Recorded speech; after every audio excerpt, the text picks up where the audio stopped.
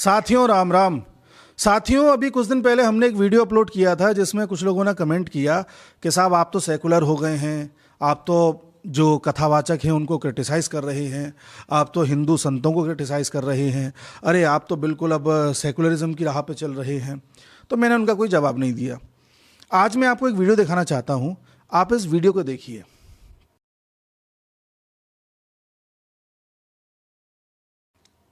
अब इस वीडियो में कुछ लोग भक्ति के भाव में दिखाई दे रहे हैं, लेकिन किस तरह से दो लड़कियां नाच रही हैं, किस तरह से पूरा एक सिस्टम बनाया गया है। अब ये यात्रा चल रही है, कांवड़ यात्रा है या किस प्रकार की यात्रा है, उसका निर्णय तो आप ही लें। लेकिन इस पूरे फुटेज के बाद आपके दिमाग में क्या धारणा बनती है?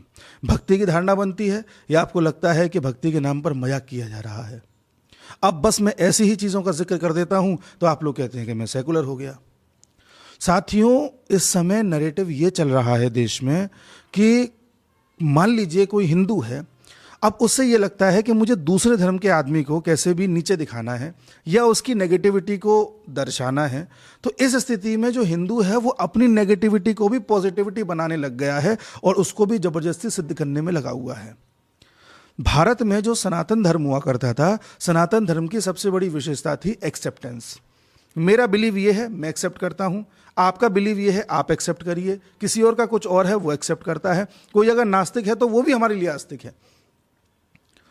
सनातन धर्म दुनिया का सबसे खूबसूरत धर्म इसलिए नहीं बना कि इसने दूसरों को नीचा दिखाया है, ये इसलिए बना है कि इसने खुद को ऊंचा उठाया है। और जब हम खुद को ऊंचा उठाने जाते हैं तो अपनी कमियों पर भी चर्चा करते हैं, उस पर भी हम काम करते हैं, उसे ठीक भी करते हैं और उसे स्वीकारते भी हैं।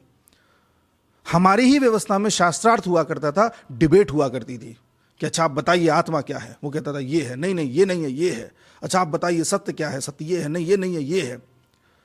अगर कोई हार जाता था तो उस हार को स्वीकार करता था। आदि शंकराचार्य ने क्या किया था? शास्त्रार्थ ही तो किया था। हम आज इस चीज से बच क्यों रहे हैं? हम बस ये दिखाने के लिए कि हम देखो सही थे, तुम गलत थे, तो देखो अब हम सब चीजें करेंगे और वाजिब है सब कुछ। ऐसे नहीं होता। हम सही थे, हम सबसे खूबसूरत थे, वो इसलिए नहीं कि हम दूसरों को नीचा दिखा रहे थे, वो इसलिए क्योंकि हम खुद पे काम कर रहे थे।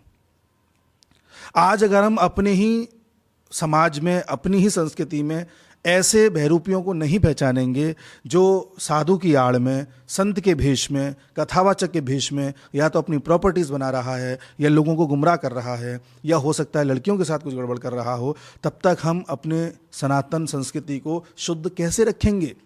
समय समय पर इस संस्कृति में बदलाव किए गए हैं, इसमें शुद्धिकरण हुआ है, एक से एक बुरी प्रथा को हमने गायब किया है, उसको बिल्कुल हटाया है। अभी भी जाति प्रथा हमारे समाज में आकर के बिल्कुल जड़ों तक बैठ गई है, हमें इसे भी धीरे धीरे निकालना है, लगा हुआ है समाज। लेकिन इसका मतलब ये नहीं है कि हम कुछ भी करने लग जाएं। आज जिस तरह से कई धार्मिक यात्राएं निकलती हैं, उसमें आपने देखा होगा परिक्रमा के नाम पर कुछ लोग शराब पी करके निकल पड़ते हैं। मैंने खुद देखा है, खुद जो लोग कांवड़ यात्रा कर रहे हैं वो बड़े भक्ति भाव से कांवड़ यात्रा करते हैं, लेकिन कुछ लोग इस यात्रा के नाम पर, मैं यात्रा को प्रश्न चिन्ह नहीं लगा रहा, मैं उन कुछ लोगों पर प्रश्न चिन्ह लगा रहा हूं जो उस यात्रा के नाम पर मनोरंजन का साधन बना लेते हैं और पूरे रास्ते में या तो नाचते खेलते जाते हैं, पीते पाते जाते हैं, और कहीं पर अगर इनसे कोई कुछ कह दे या जरा सा कुछ भी हो जाए तो हुड़दंग स्टार्ट हो जाता है, मारपीट स्टार्ट हो जाती है।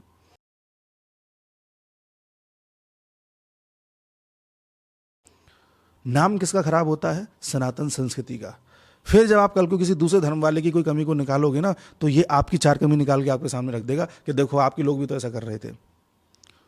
तब आप क्या जवाब दोगे? इस पर विचार करो। मेरे को सेकुलर कहना, किसी और को सेकुलर कहना, आप तब किसी को क्रिटिसाइज करिए जब आपको ये लग रहा हो कि इसकी भावना खराब है। मेरी भावना क्या है ये आप समझ रहे हैं।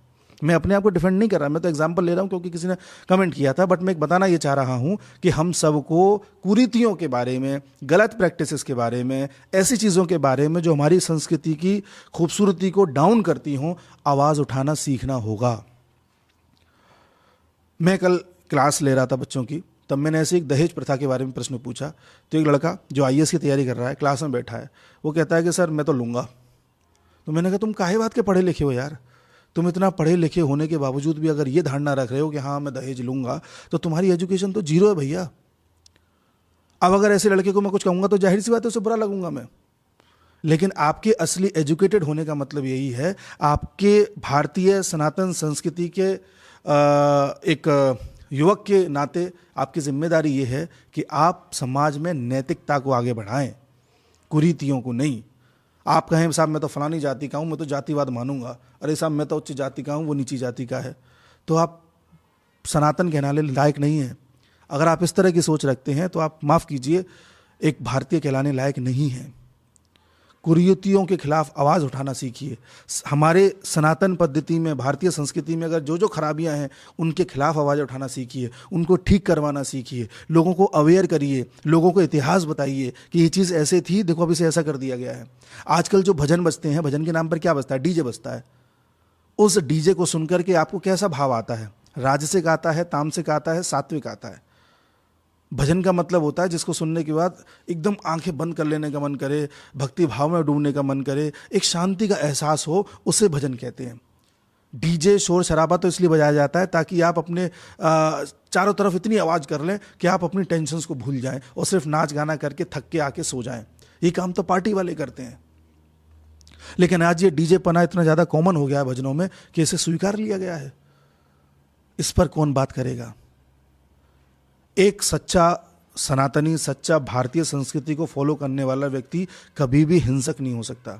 लेकिन आप कभी भी ऐसी यात्राओं में देखिए, ऐसी पद यात्राओं में कुछ लोग, कुछ तत्व 2 4 5 ऐसे निकल आते हैं जो बात बात पर लड़ने बैठ जाते हैं। आप उनके पीछे गाड़ी लेकर के जा रहे हैं, ट्रैफिक में वो जा रहे हैं, गलती से आप टच हो गए तो आपसे बिल्कुल लड़ने बैठ जाएंगे वो। तो मैं ये नहीं कह रहा कि यात्रा गलत है, मैं फिर बोल रहा हूँ यात्रा परिक्रमा पद्धति गलत नहीं है, इसमें 2 4 5 गलत लोग घुस गए हैं जो पूरे के पूरे सिस्टम को ही गड़बड़ा दे रहे हैं। आप इस चीज़ को पहचानिए और इन लोगों पर नज़र रखिए जो अपना धंधा चला रहे हैं इसकी आड़ में। कई ऐसे बाबा, कई ऐसे कथावाचक पकड़े गए हैं उल्टे सीधे काम करते हुए, जो अभी सजा काट रहे हैं। मैं किसी का नाम लेना नहीं चाहता। तो वो क्यों पकड़े गए हैं? वो आज तक क्यों जेल से बाहर नहीं आ पाए हैं? यानी कि पुख्ता सबूत मिला होगा ना। ऐसे लोग कैसे समाज में पनप रहे थे? ऐसे लोगों को कुछ लोग भगवान मान के क्यों चल रहे थे? कुछ लोग इतने अंधे हो गए थे कि इनको एक बार भी पता नहीं चला कि हम किसको फॉलो कर रहे हैं। तो ऐसे सोए हुए व्यक्ति को भारतीय संस्कृति वाला नहीं कहते, सनातनी नहीं कहते। ऐसे सोए हुए व्यक्ति को तो जानवर कहते हैं। इस पर विचार करिए।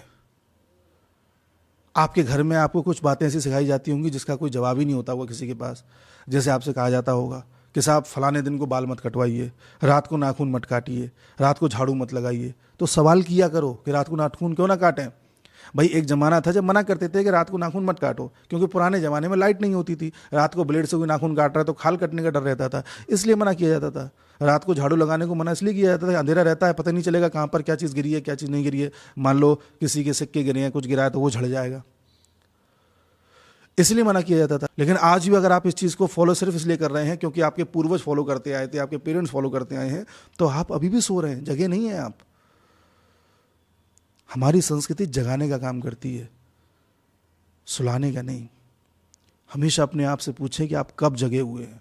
हर सवाल का जवाब आपके पास हो, यदि आप उसे फॉलो कर रहे हैं तो। पूछिए कि फलाने दिन को बाल क्यों कटवाएं या फलाने दिन को क्यों ना कटवाएं। हर सवाल का जवाब पूछिए और तब तक पूछते रहिए जब तक आपके मन को शांति न मिल जाए। यही है स्पिरिचुअलिटी, यही है अध्यात्म। अध्यात्म का अर्थ है ऐसी प्रैक्टिसेस जो आपके मन को शांत करें।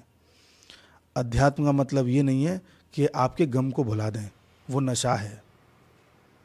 उम्मीद है आप समझ पाए होंगे। मिलता हूँ अगले वीडियो में, तब तक के लिए राम राम।